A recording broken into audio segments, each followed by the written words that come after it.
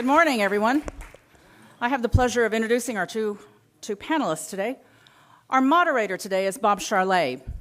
Bob is market president and publisher of the Houston Business Journal, where he's been working since 2015. A veteran of the media business and a native of New Orleans, Bob worked in various senior management positions there for 17 years, including 10 years with the Times-Picayune. He spent 7 years in Honolulu. Can't believe he left Honolulu. First as advertising director and then publisher of Pacific Business News. Prior to that, he spent 7 years in LA with Canon Communications as North American Group Sales Manager, where he led sales and marketing for a group of B2B media properties. Welcome, Bob. Our guest panelist today is John Hickenlooper, governor of the state of Colorado since 2011. What makes him most interesting is not the fact that he's the governor, but the remarkable journey about the story about his journey along the way. In the 1980s, he lost his job as a geologist because his company was sold. And after struggling to find more work in his field, he came up with an idea to open a brew pub. Just one slight problem: he knew nothing about starting a business. He had to look up what a pro forma is, and says he couldn't even get his own mother to invest in his business. He's come a long way. Shortly after opening his brew pub in downtown Denver, he discovered that the key to success was collaboration.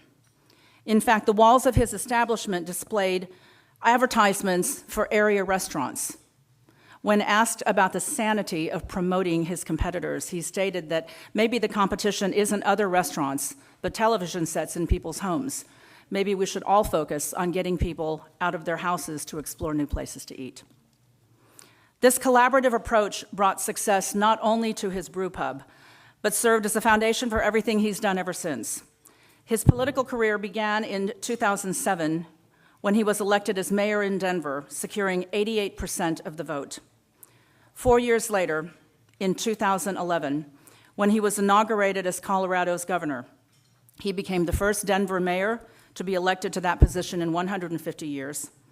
The first ever geologist to be a governor in our country, and the first brewmaster turned governor in our country. Sam Adams is credited with this, but on Wikipedia, and this needs to be corrected, because Sam Adams was not a brewmaster. Sam Adams used beer to make a statement about why we needed to avoid imports from England, and his name was used on the beer. So, as far as I'm concerned, Governor Hickenlooper is the only one. Governor Hickenlooper's goal was to create the most pro-business state government with the highest environmental and ethical standards. When he took office in 2011, Colorado ranked 40th in the nation in job creation. As he leaves office this year at the end of his second term, his state ranks top in the U.S. for second year in a row, as defined by U.S. News & World Report. His administration has examined more than 16,000 rules and regulations and eliminated or streamlined more than half of them. At an innovation conference in 2012, which is where we met, thanks to my friend Peter Bryant, who's here today, the governor spoke on the topic of public-private partnerships and the importance of collaboration between business and government. Given the changing role of governments both here and around the world for many of our board industries, we thought this unique perspective would be a great program topic for today. The dialogue today is going to stay away from politics, and we will not ask the governor to make any comments about his current or future political plans. Both the NACD and the Houston Business Journal have well-stated positions of remaining politically neutral. Following remarks by the governor, short remarks by the governor to start, Bob Charlet will moderate a fireside chat, and I encourage everyone here to fill out forms on your table, and we'll pick up questions and bring them to the front of the room if you have questions. And if we have time, we'll take questions from the floor. All right, with that, I'm going to invite the speakers to the stage. And Governor, the microphone is yours. Such a nice introduction. Thank you.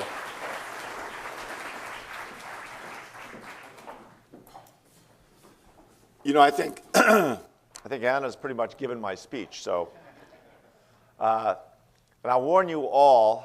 I spent 15 years in the restaurant business. As Anna said, I had to go to a library and literally get out a book on how to write a business plan.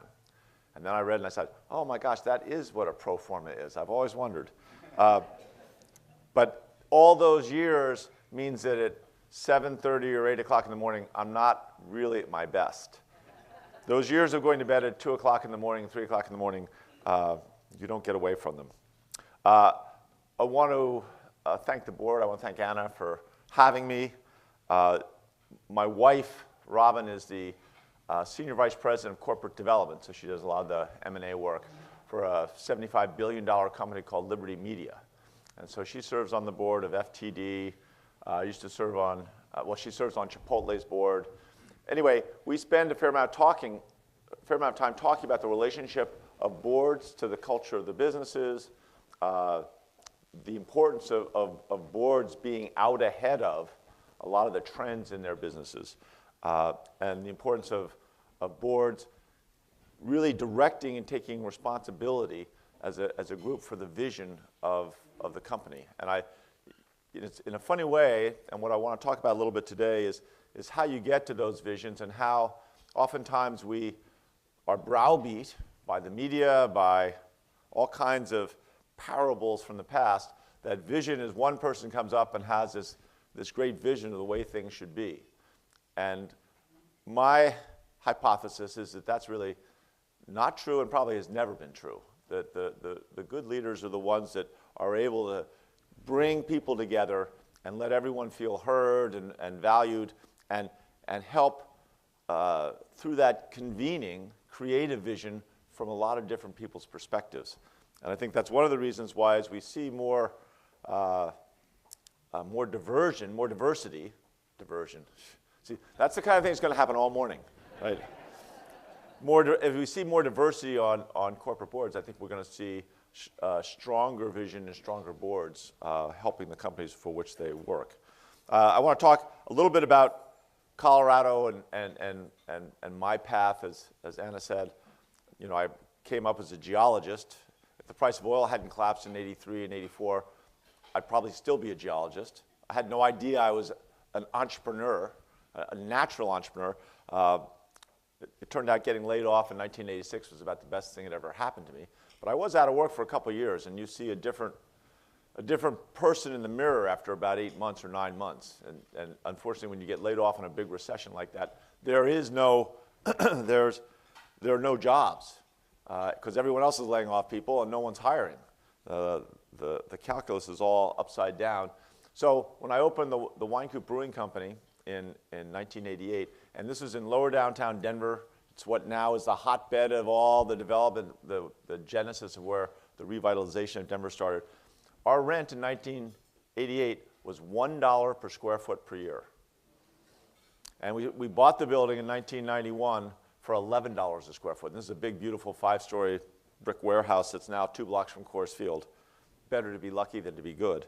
But the one thing we did, and Anna mentioned this, we worked to try and help the other restaurants. At that time, we were the first restaurant to open in 5 years downtown, and we helped the other restaurants to succeed because we thought if we made that lower downtown area a destination, it would be a rising tide that would help everyone. And that turned out to be more than true. I ended up going around the country and opening brew pubs in historic buildings in downtowns in 14 other cities. And actually in 1997, I think I'm the only elected official ever to receive the National Award of Honor from the National Trust for Historic Preservation. I'm not sure what good that does me, but it was an interesting path to find ways to revitalize these downtown communities. And it turned out to be good business as well. When I got elected mayor, and I grew up, I had Coke bottle glasses, right, like the bottom of a Coke. And you know, I had acne, I was skinny, I got bullied, I repeated 7th grade, I'm dyslexic, all kinds of challenges. No one in my high school, no one in my college would have ever said, oh, he'll go and get elected to something, right? I was the farthest from anything, and yet all my customers around the bar were always attacking every elected official, that bum, that bum, that bum. And I kept saying, wait a second. This is America. They are us. If they're not doing what we believe they should be doing, you should run or you should run. and somehow they turned that on me. And I ran in 2003 for mayor of Denver, and Denver is a strong mayor city. The mayor has total control. There are 13 city council members. They need 9 out of 13 votes to change one line item in the mayor's budget. There's no city manager. It's a great system. And so I ran on a platform of collaboration in the region. And the city of Denver is about 20% of the whole metro Denver region. We're obviously a fraction of the size of Houston. We're getting close to 3 million now. Back then we were about 2.4 million. But that collaboration, and when I got elected, and I won 2-1, as Anna said, in that first election, the pitch I made, and I threw a cocktail reception in my downtown loft the Saturday before I was inaugurated. And I invited all the suburban mayors and all the suburban county commissioners. I said, the days of Denver making decisions solely for their own benefit are over. If we believe we can't be a great city without great suburbs, and if we can't find decisions that benefit everyone, we'll work on something else. I got this astounding ovation. There was a real hunger for it, and we started working from the very beginning of finding ways that Denver could help the suburbs, and there turned out to be lots of ways. Fast forward 2 years later, we really needed transit. We could feel we were going to, we believed we wanted to grow. We needed to ease the congestion. And we got all 34 mayors, right? These are, an area, again, not as large as Metro Houston, but an area the size of Connecticut, almost, our metro area.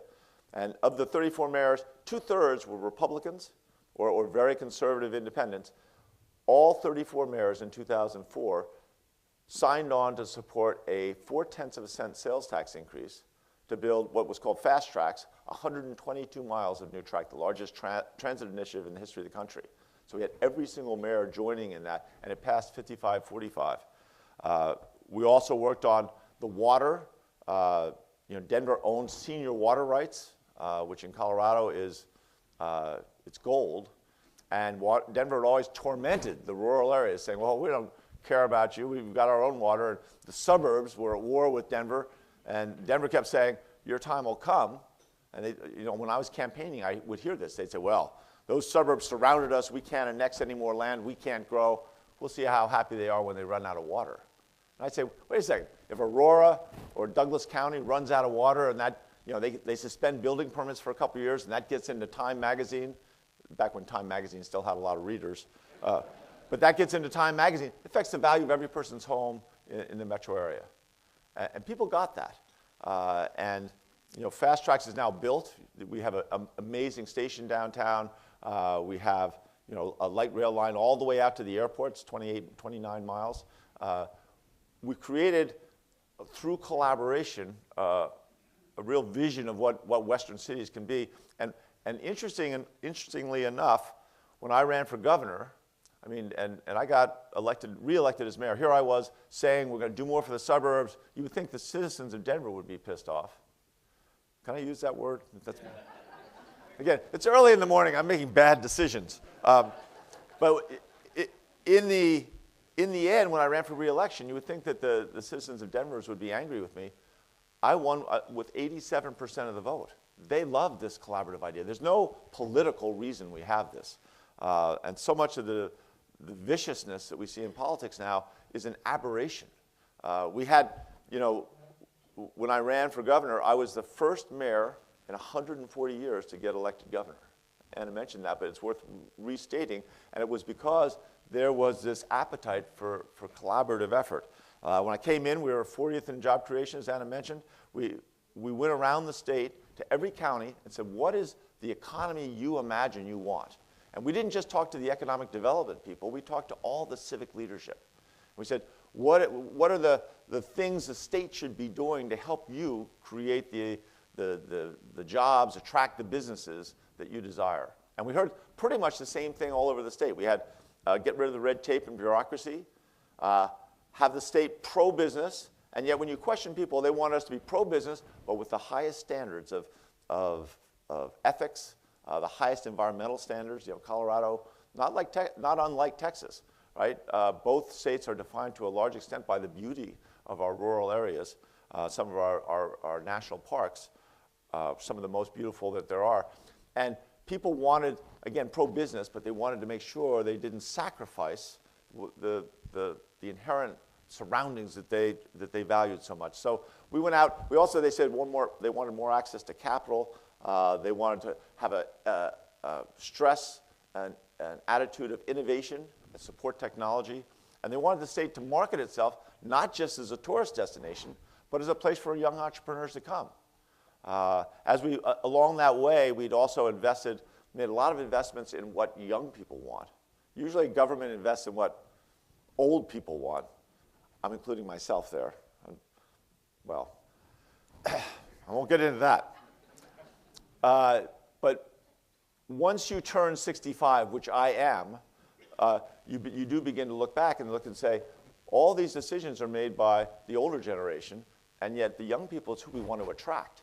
So we now have 1,000 miles of bike trails in Metro Denver. We have more live music venues in Denver than there are in Austin or Nashville. We gave a little property tax break to accelerate that.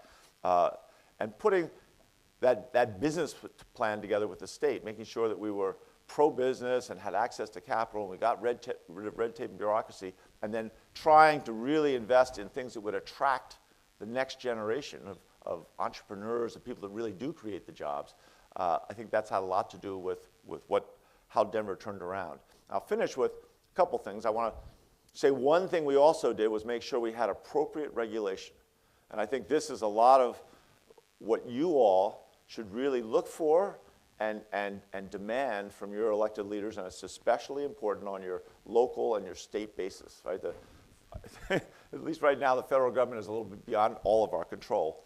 But we went, a friend of mine said, well, we've got a big oil and gas industry. We're a mile high. We're the highest state in the country. And I'm not talking about marijuana. But anyway, when you're at a higher altitude, your air quality is more important, and we wanted to make sure that we really put effort into that. So a friend of mine said, well, you're going to have to take on methane. I said, well, I just got elected governor. This was in 2011, I guess beginning of 2012. I said, I'm not going to be the first to do that. But I did mention to the CEO of the second largest operator in Colorado, that, well, one of these days we'll have to do something about fugitive emissions. And he looked at me and says, well, we'd do that, but we don't want to get railroaded. And I stopped. I said, what do you mean railroaded? He said, well, every time we do something, we spend all this money. We create all this bureaucracy is created that's useless to us. It doesn't really help clean anything. And then we never get any credit. We're always the bad guys. And so I spent, right that moment, spent 20 minutes and hammered out an agreement that everything, if we were going to address fugitive emissions, every dollar spent would actually make the air cleaner. That there'd be no red tape and bureaucracy. And then in the end, we'd make sure that they got equal credit for the success alongside with the oil and gas industry. And that executive went and got the CEOs from the two other largest operators. We all had a long meeting, worked this out in a little more detail, sat down and agreed to do this. And then with the environmental community, and explained to them the ground rules, which they were perfectly okay with. The scientists from the environmental community, the scientists from the oil and gas industry spent 3 months debating the scientific literature, which I think is fair. Is that really how much methane coming from that way? Is this the most important priority? Where can we get the maximum benefit for every dollar? And then after that, they spent about 11 months really addressing what would be the rules and regulations. And it is the thinnest little packet of rules. Started out costing the oil and gas industry $60 million a year, but it had the equivalent benefit to our air quality of removing 300,000 automobiles from the roads. And within 4 years, they're telling me now that they're down at $20 million as a cost. They think in several more years they'll be down at $10 million, because obviously business is going to find less expensive ways to do those regulatory improvements. I think that's the model that you need to get both sides together. You don't want one side to have created a rough draft and then you're giving it to the other side. You want to make sure that everybody's in the room when it happens and that they start from the same place and have, the job of the governor is to be, a fair witness. Now, the last thing I'll say, in addition to those regulations, is that ultimately we've got to continue to find ways to get past the partisanship. And this, in the restaurant business, you learn right off the bat that there's no margin in having enemies. There's no profit. If someone, no matter how unreasonable that unhappy customer is, you'll do everything you can to make sure they leave knowing that you care about the relationship. Politics is almost the opposite. So many politicians define themselves by who they hate and how badly they can attack that person. It is probably the worst approach you could have. And the attack ads in campaigns make it even worse. They exaggerate the bitterness that's in the system. You think about how much Coca-Cola hates Pepsi. Pepsi hates Coca-Cola. I realize Pepsi is a Texas company. So Pepsi, if they did an attack ad against Coke, Coke sales would go down. Attack ads work. Coke would have no choice but to do an attack ad against Pepsi. Pepsi would attack Coke, Coke would attack Pepsi. You'd end up depressing the sales in the entire product category of soft drinks. What we're doing is we are depressing the product category of democracy. And especially young people are just turning off, tuning out. And democracy, especially American democracy, is sufficiently fragile that if people don't engage and learn the details, we're going to have a hard time. It sometimes almost seems impossible that we can get through this period in our history. But when I was running for mayor and I was at 4% in the polls for like the first 2 months, my volunteers got young kids. They're so energetic, and they began to get frustrated. I used to carry this clipping in my pocket from the Denver Post about a professor of public speaking at the University of Wyoming. And she was talking about the importance of using opposites. If you talk about the worst of time, talk about the best of time. If you're going to talk about the agony, talk about the ecstasy. And she asked her class, what's the opposite of despair? Kid raised her hand and says, joy. She goes, exactly. You want people to feel despair, use joy in the same sentence. The words gain power by being close together. Then she said, what's the opposite of woe? And the kid way in the back goes, giddy up.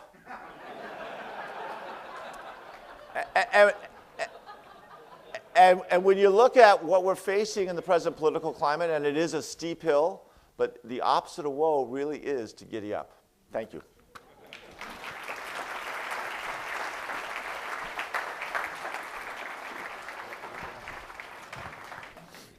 Thank you, Governor. Can you hear me okay? My sources say you had tacos last night in Houston. You talked to Anna. We had, what was it called? The West Alabama Ice House. I mean, it was. I looked it up on Google. It was a energized roadhouse. That description is exactly right. Okay, folks, we're going to jump right in. We encourage you to submit your own questions for the governor. You're someone who started as a geologist in the oil and gas industry, became an entrepreneur, and are now a public servant. What are some of the things you found have been constants across all of these different worlds?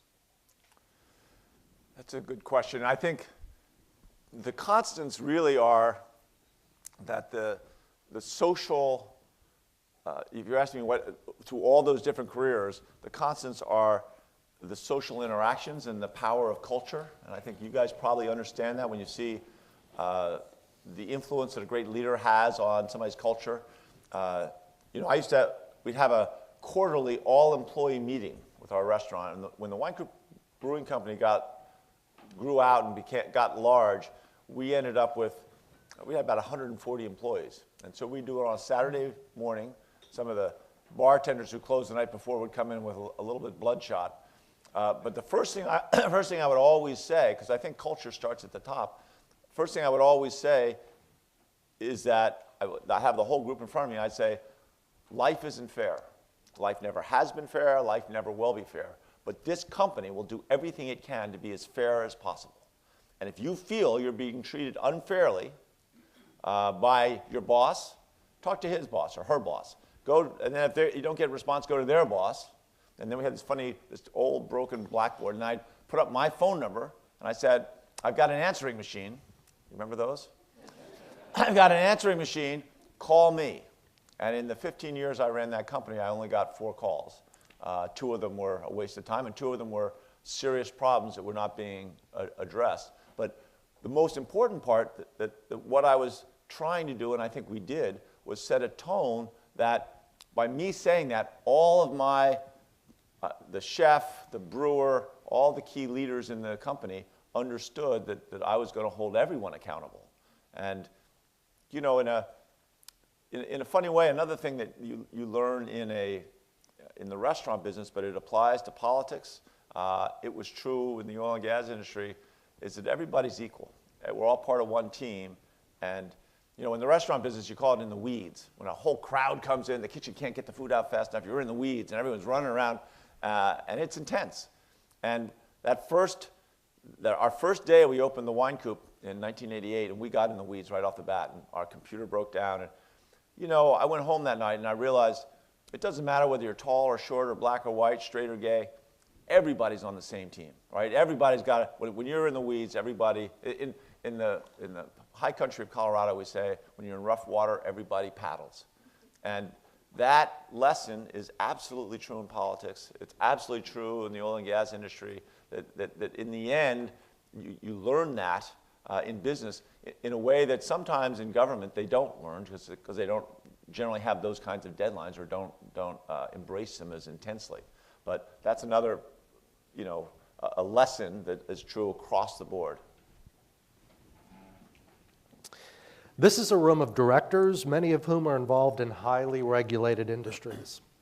Given that many of these regulations might get relaxed in the current administration, what's your view of the responsibility of board leadership when it comes to setting strategy around a changing regulatory environment? Well, I'd say a changing regulatory environment and a changing political environment. And we're beginning to see companies step up and be the thought leaders and the regulatory leaders. And I'm trying to think, the gun safety issues after Parkland, and again, politically it seems to be impossible that we can even get universal background checks, but several companies took substantial risks. Dick's Sporting Goods went out and said and Walmart said they weren't going to sell you know, military weaponry. If you squint your eyes, more and more that's going to be happening in all kinds of different companies. And the millennials, and you guys I'm sure know this better than I do, they make decisions on which business who they're going to support, where they're going to buy their, you know, their consumer products, where they're going to spend their money, based on the culture of that business. And I think that we're in that time where, for a variety of reasons, some of which I just kind of mentioned, but for a variety of reasons, the federal government is really having a hard time providing the leadership that the country really needs. And I think the business community is going to have to step up. And a lot of the most challenging issues we have, so you don't have it in Houston, when we drove around last night, you don't have anything like we have in Denver, but most of the cities that are growing very rapidly, you know, Denver, Seattle, San Francisco, Los Angeles, terrible homeless problems. And you know, you have some, obviously. I saw some last night. Government's having a hard time keeping up with that. And I think to a certain extent, it's got to be a partnership, a collaboration of business working with government, working with nonprofits. And I feel that in many ways, that's how you get the best solutions to the most difficult problems. We partnered up with a couple, with a large foundation that gave us $5 million a year for 5 years. We partnered with, we have 29 healthcare clinics in Colorado, but we partnered up with 3 other large systems of clinics. And we went to young women, teenagers, and very young women, and in every case, counseled them that they were too young to have sex, but if they were going to have sex, don't compound one problem with another. And we really pushed that, but we made available long-acting reversible contraception, so Norplants, IUDs. But in the last 7 years, we have reduced teenage abortion by 72% in Colorado. And that we could never have done that by ourselves. We had the business community supporting us with that, and this whole array, several nonprofits reaching out and making sure that young women begin a family when they want to, when it works in their life plan, dramatically improves their lives and their outcomes, and dramatically reduces the cost to society. If you actually look at the cost of that support for young women and how much otherwise, if they'd had children when they were teenagers, how much that costs society, it's about an 8-to-1 return when you add it all up. But the most important value is women having control and having a real shot at a good life. And especially these days where we need every employee we can find in this country. Colorado's employment last summer was 2.3% for 3 months. That's crazy. I mean, it actually gummed up our growth because no one is willing to invest. People aren't willing to invest when they don't. Businesses need predictability, and if they can't get the workers, they're not going to invest capital. So now we're at the happy place of 3%. It's still functionally zero. You've had tremendous success with your economy, which had to be in part by your desire to connect with business. Can you talk a little bit more about that? What did that engagement look like to these folks who run companies? What should they be aware of this collaboration between business and administrations? Well, one of the problems I think we have in this country is business has just moved away from government. And if you go back and read, and as I said, I'm a dyslexic, so I never read much history. I tried it once, tried taking a history class, and I was just always so far behind. It was very frustrating. So it's only now, in the last 15 years, I've gone back and read about the Founding Fathers and looked at James Madison. And their intention was clearly that people should go out and live their lives and then come back and serve in government. And I don't deny that we do need lifetime public servants. We need continuity. We need leadership.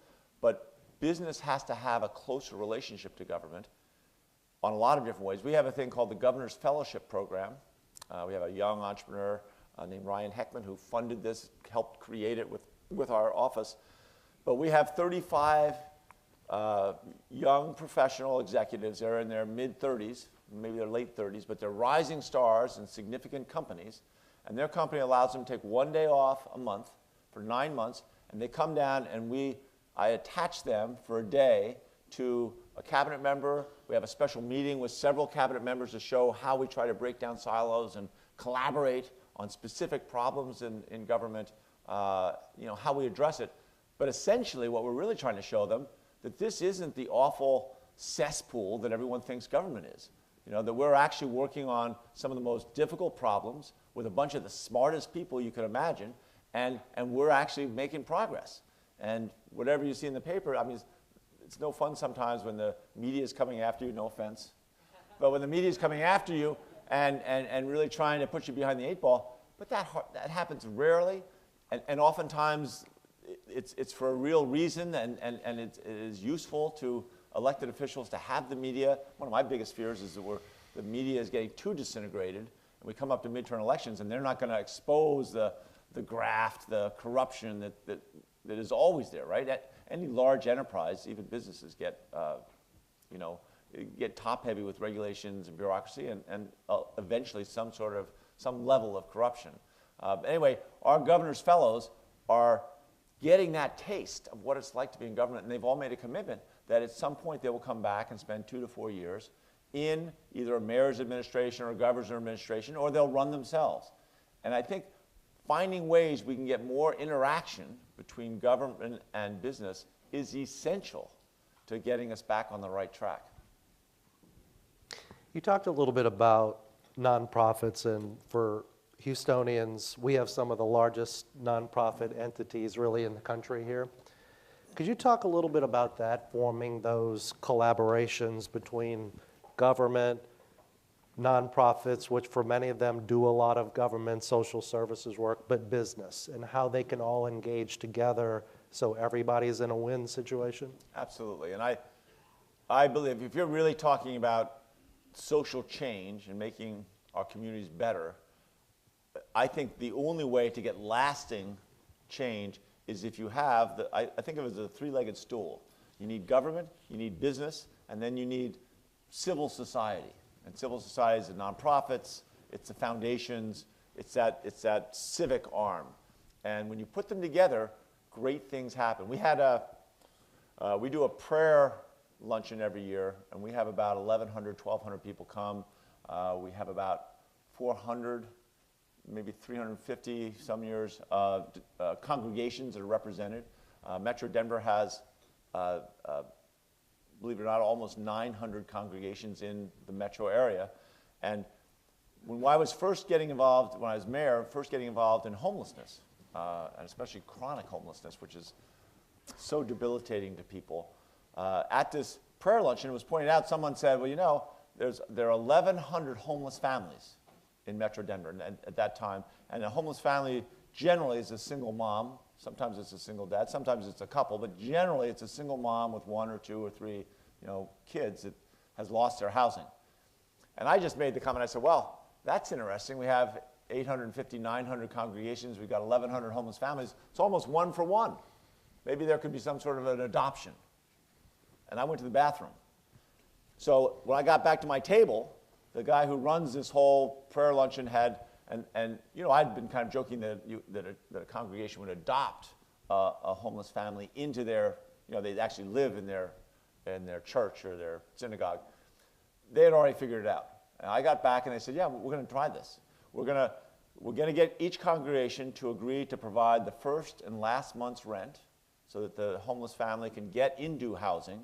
And then we're going to provide, and originally it was going to be 3, it ended up being more like 5 or 6, volunteers from the congregation to mentor that homeless family and make sure that they got into a decent job, they got on time to their job. I mean, we heard stories of cars breaking down and the mentors leaving their place of their work, going over, picking the mom up, getting her to her job on time, and then picking her up, getting her home so she can pick up her kids. So we've now done over 4,500 homeless families through this. We've had 680 congregations, over 5,000, I guess now probably closer to 6,000 volunteers in these congregations. More than 80% of them want to do it again. Once they've done it once, they feel that it's so empowering. And most important, the retention, in other words, the family staying in housing is double what it is without that mentoring, without that support. And that support, again, within each of these congregations was done through businesses. And so it became this partnership between businesses and faith-based communities, and then government. We were the convener and brought everybody together, and it's had a material benefit to our homelessness. But I could go down a list of half a dozen programs where we have seen, by getting business to work with government and then with civil society, you make lasting change. This will be kind of a 2-part question. You mentioned diversity. Houston is very proud of its diversity, one of the most, really arguably the most diverse city in the country. In culture, and from culture I mean business culture. It's a challenge for all of these folks. What's your advice on managing for diversity in the culture and the culture itself? That is a hard question, because culture comes in so many forms, it's hard to even make generalizations. The one thing I will say that I learned in government, one is it doesn't hurt to take a little more time with certain programs, certain aspects of your business, and this is one of them. And it also, and I learned this through and through, having real diversity, people from different parts of the country, people from different ages, people of different ethnicities, different ethnic backgrounds. The more different types of people you get around a table when you're wrestling with a difficult decision, the higher the probability. I'm not guaranteeing anyone's going to get anything, but the higher the probability that you're going to come up with a good solution, and more importantly, that you're going to anticipate unintended consequences of what that decision, how to deal with unintended consequences of that solution you come up with. And that diversity is invaluable. If I could go back into my restaurant business, we were always in a rush. You know, I have an idea. When Coors Field was going to open in 1995, I was coming back from Boston, and I had this great, just a brilliant idea, I thought. And the idea was that we'd have we had a good Cobb salad, and I'd gone to a Thai restaurant in Boston, and I thought we could make a Thai Cobb salad. Those of you who are too young to recognize that Ty Cobb is one of the greatest baseball players in ever in history, he spelled his name T-Y. So we were going to have a Thai Cobb salad. I came back and told my partner, the chef, and he got excited. And we were tasting Thai Cobb salads for about 2 or 3 days, and we stuck it on the menu. And it was a minor success. If I was smart, if I was to do it today, I would come back and say, all right, let's spend a few weeks and think about what other, kind of a play on words can we come up with for other menu items that would be innovative and fresh, but would have an interesting baseball-related name. And then let's get our customers to, we'll give them a free late lunch and get their feedback and get their input so that we get more people involved. And I think in terms of culture, when you include more people, especially when you're making important decisions and people feel heard, it's like throwing a pebble into a pond and watching the ripples spread. It goes through the whole culture. And how aggressive you are in your inclusivity. And it's one thing to say, I believe diversity, and I believe having more people involved in making these important decisions is valuable. It's one thing to say, it's another thing to really do it. And once you start doing it, the Governor's Fellowship Program I mentioned is just part of several places we're trying to get different people, different networks of people into government. We have 75 kids every year that are interns. And most of them are college kids, but they come in and they're interns either in the governor's office or in one of our state agencies, and we kind of orchestrate this and move them around. They are struck. One of the things we make sure they see is getting, the different groups of people and oftentimes different agencies. So break down those silos when you're making difficult decisions. Get people from completely different backgrounds to make the decisions. And I've heard at least a half dozen times these young kids, the interns, come back and say, "I love what you do here. It makes so much more sense, and I'd never really heard about making decisions this way and running an enterprise this way." And I think in businesses that the culture starts at the top, right? When I talked about before, when I give my speech to all employee meetings, that's the most important thing. But then everyone else has got to live your creed. Can you talk a little bit about change and change management?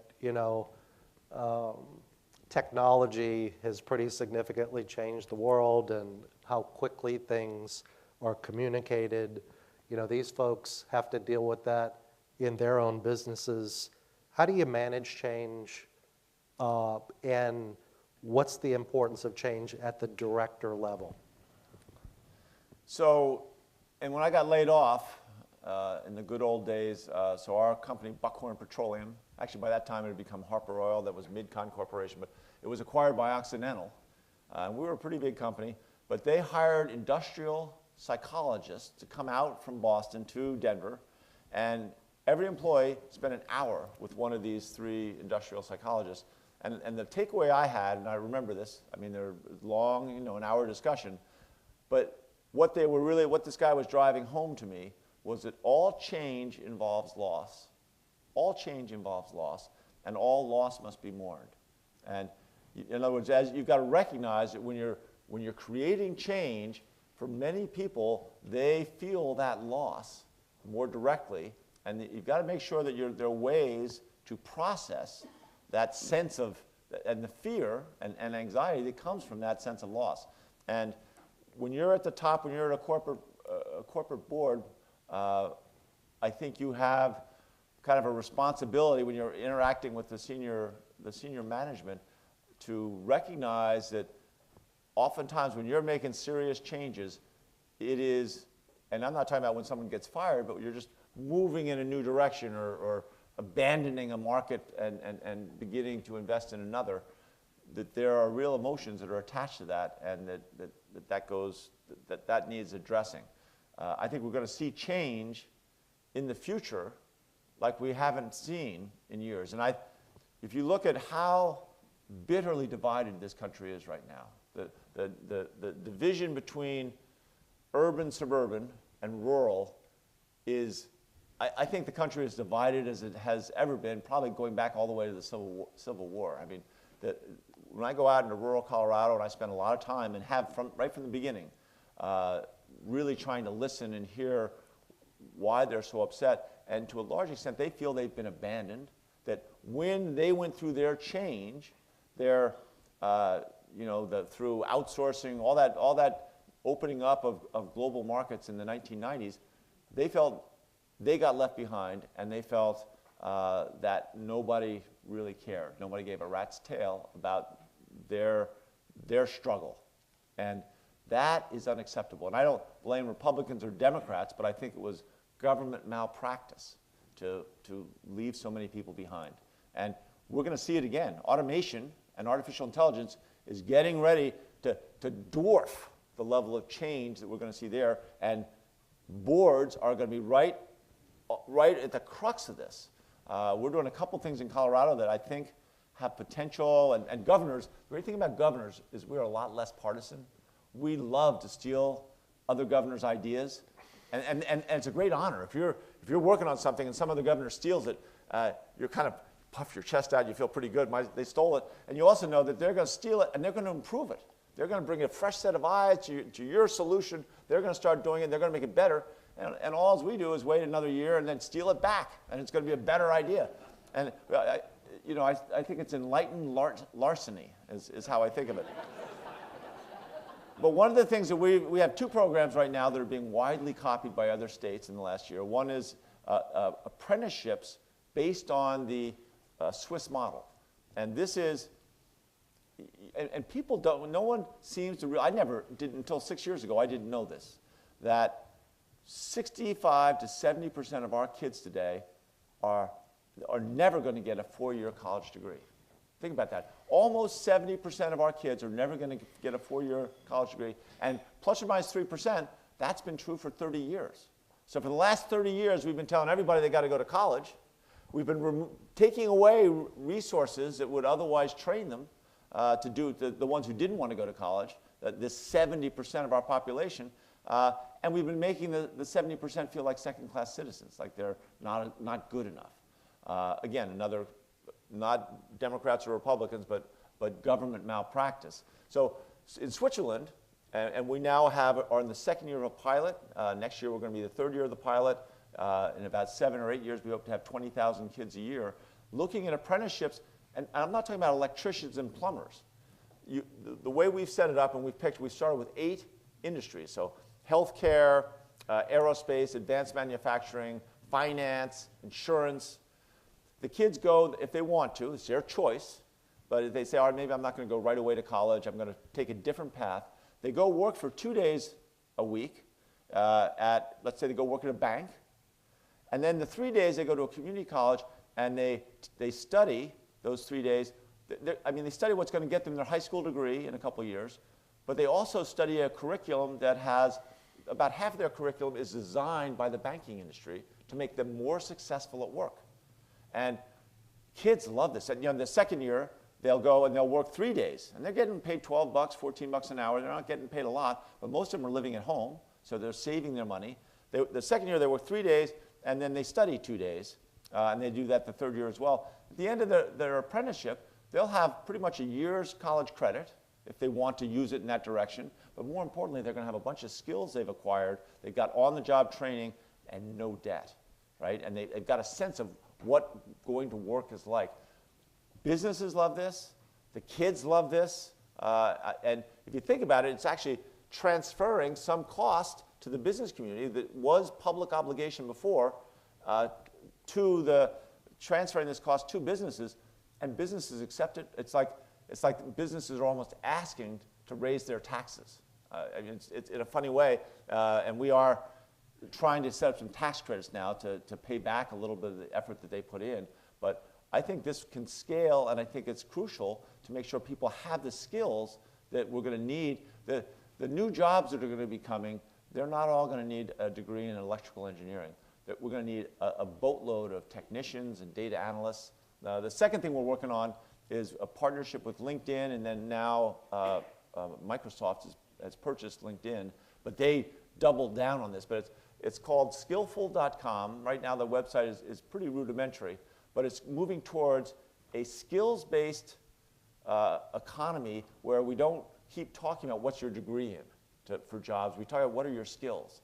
And so Skillful is allowing us to look at, as someone goes through their whole life, they accumulate in their profile all the skills they learn. They could learn inventory at Walmart, or they could learn customer service at Starbucks. They accumulate all these skills and competencies, and at any point they want, they can click on an array of possible professions, and this software will show, here are the skills that you would need for this profession, the skills you have that would be applicable to this profession. Here are the skills you're missing. Here's where to go get those skills, and here's what it would cost. And it allows us to begin to imagine at scale, when we're losing hundreds and thousands of professions, millions and millions of people losing their jobs, I think we're going to have to get out ahead of, before the people get laid off, begin anticipating what skills they're going to need to get to the new technician jobs. And this old mantra, well, truck drivers, they can't learn how to be a technician. You go talk to a truck driver and watch how they work their cell phone and tell me they can't learn the basic skills to be a technician. These robots are going to come replace a bunch of jobs. Someone's going to have to manage and direct the robots. Someone's going to have to fix the robots when they break. Someone's going to have to make sure that system is seamless. And they should be getting the training now before it's too late. And again, that kind of change, if we don't get out ahead of it, is going to make what we've just seen in the last 10 years look like child's play. We're going to get to some questions from our audience, and I think this First one will tell us a little bit about what's on the minds of our audience. Uh-oh. How would you characterize the impact of legalizing marijuana in Colorado? So, I opposed the initiative to put it on the ballot, and when the voters, I actually wrote a check against it to express my opposition, but it passed 55 to 45. And I think my responsibility as governor, when the voters speak like that, I mean, I believe states are the laboratories of democracy. And my job was to be impartial, even though I opposed it, to give it a fair chance to do the best we could. And we made some mistakes. One of the reasons I opposed it, several reasons. One, it's no fun to be in conflict with the federal government, right? Not a good idea if you're a governor. We were worried about spike in consumption. We had a bunch of fears. Most of those fears have not happened.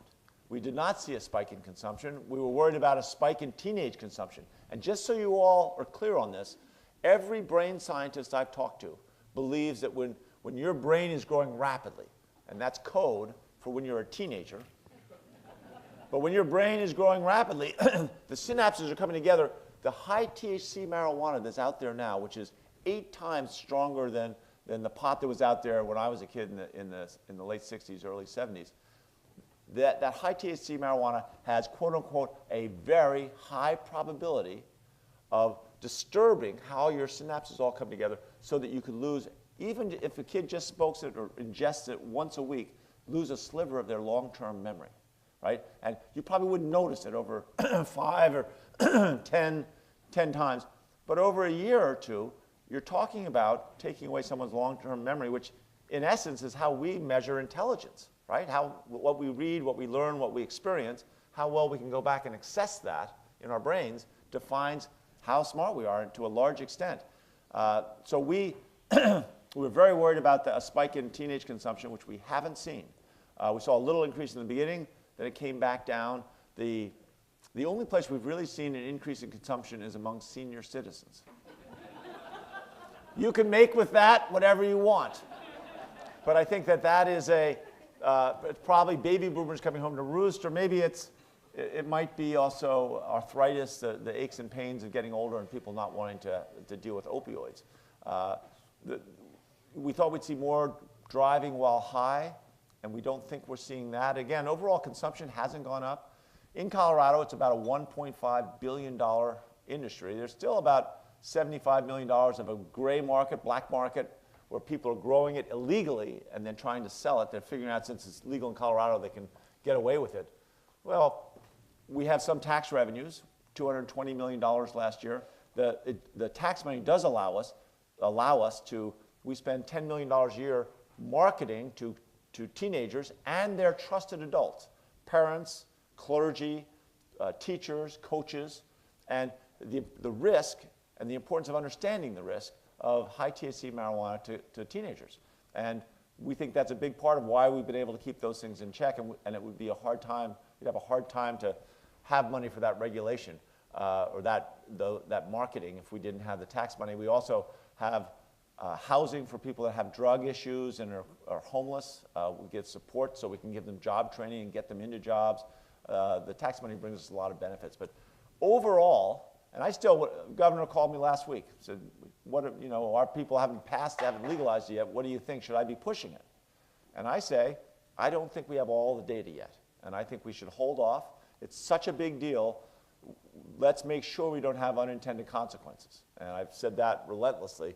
But we're now 5 years into this, and certainly the old system was terrible, right? Sending millions of kids to jail for nonviolent crimes, giving them felonies on their records.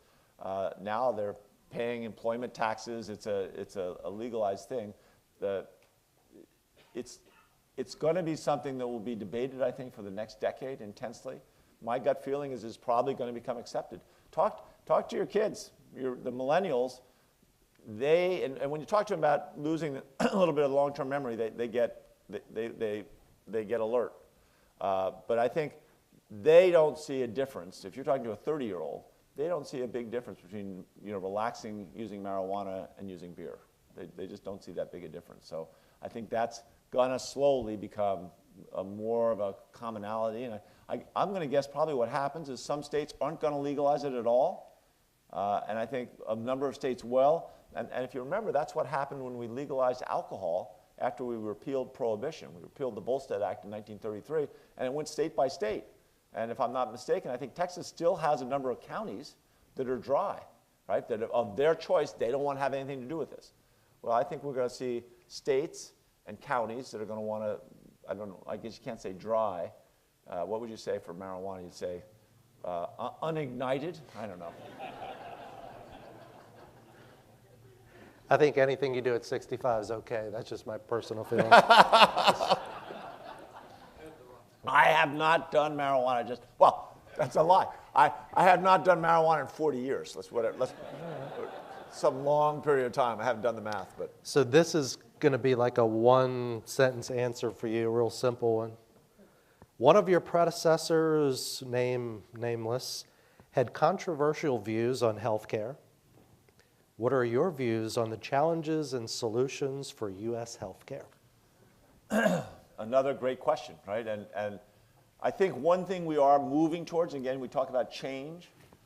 I think an increasing number of Americans feel that we have to have some level of health care for everyone. And we argue about what's that include. And I am on the conservative side, and I think a lot of what my Democratic brethren feel should be in every plan, I think we can lean it down. At some point, we've got to look at how we're going to balance our budgets at the state level, the city level, and the national level. But that being said, I think we're moving towards some level of universal coverage. Part of that's got to be recognizing, for the last 2 years, so Colorado now, for the 2 years, our Medicaid costs are almost flat, right? Because we have focused on, we don't want to roll back coverage, we don't want to compromise quality, but we are on a full court press on how to control costs. And I think that's the next step in this country's evolution. We're now at, 18% or pushing 19% of our GDP for healthcare. That is crowding resources away from transportation, building roads and transit, away from higher education, away from K-12 education, all the stuff I talk about, apprenticeships and skills-based learning systems to help with the disruptions around automation and technology. all that stuff, those resources are going to get sucked up in healthcare if we don't really address it. And I've gone out with John Kasich a few times, who's a Republican governor of Ohio, and our goal has been to demonstrate that a Republican and a Democrat can stand together and say, all right, we may disagree on a bunch of stuff, but we can find compromises of how to improve what the Affordable Care Act was. And the CSRs, which somehow we can't seem to get through Congress right now, but they're an essential, they're a little bonus. So people, when a business is so small or an individual wants to get insurance and they go on to one of these, the exchanges, which I think are very useful, the exchanges provide a subsidy for some, depending on how low someone's income is, so that they can stay on getting insurance, because we know that's less expensive. The CSRs, we think, would pay for themselves more than pay for themselves by getting more people on the exchanges. Same thing with the high-cost funds. The idea is that everybody pays a little sliver, and that covers the people that have really chronic diseases. So, for instance, we have 4 patients in Colorado that spend between $500,000 and $1 million a year on, one has diabetes, another one has a rare form of blood, it's a form of cancer, but they are so expensive, they raise everyone's rates. And so if we could put a fund together with a sliver from everybody, that would take these folks off of the exchange, and it would lower people's rates, imagine this, by about 35 to 40%, is what the estimates are. So you're going to have a flood of people coming in and paying for healthcare rather than going to emergency rooms. That is the long-term solution it's one of the long-term solutions to lowering costs. And I think that mantra has to be cost matters, that we're going to spend every day, we're not going to compromise, we're not going to go backwards in quality, we're not going to roll back coverage and leave people with no access to health care, but we are going to be constantly talking about cost. And part of it's got to be transparency. And my friends in the health, my feeling is that you've got it's kind of the 4 horsemen of healthcare apocalypse. That's not fair. And there's probably some hospital people here are going to shoot me. That would be expensive for the healthcare programs. You got hospitals, you've got doctors' associations, you've got pharmaceuticals, and you've got insurance. And they all have had a gravy trade to a larger or lesser extent over the last 7 years, 8 years. They all have to come to the table, and we have to work out some compromises. One of them is transparency. If people with larger copays, if people can see the different places and how much it costs if they're going to go get their stitches removed, or they've got a hernia and they've got to get it fixed, see that given a certain level of quality, these are my choices in my area, and here's what they will cost me out of pocket. I guarantee you that will drive prices down. It's basic the value of open markets. So if we can get to certain changes, and right now it is not transparent. I think most of you know that. You go and you ask your doctor what's this going to cost, what the procedures go. Well, I'm not really sure. It depends on a bunch of variables. Hospitals, we try to get a transparency law passed. It's too complicated, way too too many variables. Well, go into a Walmart. You know how many SKUs they've got? I think it's 140,000 SKUs between all the different colors and the different sizes and everything they cover. And their computers figure it all out, all the inventory moves when it needs to. That works. So why can't we do the same kind of technology to healthcare? Okay, folks, we have time for one more question. I was going to go something really like neutral and boring, but it's rare we get to talk to a governor, right? All right, they're not going to let you be governor again. What are you going to do? What's future for the governor going to be? I thought he said we weren't going to go there. As politically neutral as you can be. Exactly. Well, I described our workforce stuff. I described some of the work we're doing on healthcare, and I really do think we're at the cutting edge of these things. We've been working with, this is the last, I'll wander a little bit, the last diversion I'll take.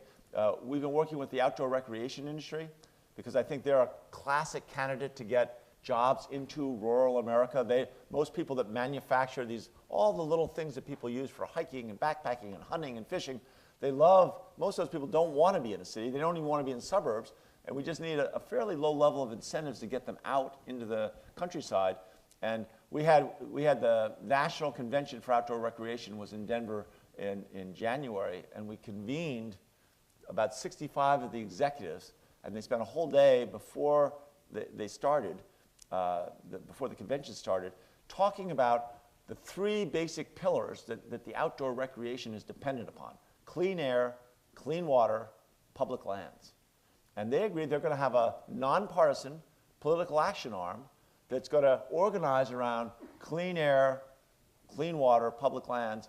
And I, as the governor, and we now have 7 other governors that we each have created offices of outdoor recreation.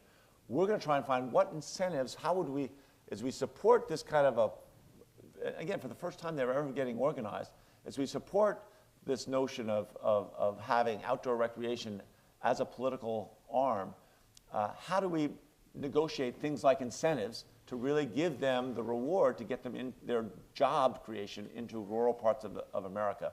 And I mean, this is so exciting that you think about it, and of nonpartisan lobbying groups, the NRA is one of the most successful in America. Obviously, they don't give that much money, but they're so passionate about the Second Amendment and so influential that they take on a role in local communities. The outdoor recreation industry, so REI, do you guys have REI down here?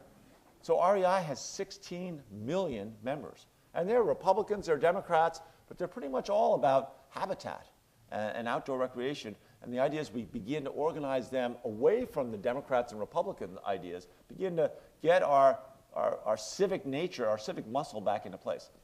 This is all coming back to your question. The moment I start talking about what I'm going to do in 2020, right, is the moment I get, well, not only do I get distracted, but all my cabinet and senior staff gets distracted, and the stuff that we're working on that really is cutting edge and has the potential. I am never speaking again early in the morning, but it has the potential to really be a real solution. The moment I start working on that, we stop getting those. We diminish the potential of these programs. So, my wife and I are talking about maybe 2020. We'll see. Obviously, it's a pretty serious decision just even to consider it. It's a compliment, a tremendous compliment to be asked the question.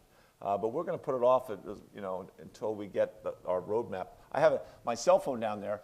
We have a counter, and every one of my cabinet members has a counter. So I'm at, 277 today? 276? 276 days left in this administration, and we're going to finish strong one way or the other. Terrific. Let's thank the governor. Awesome.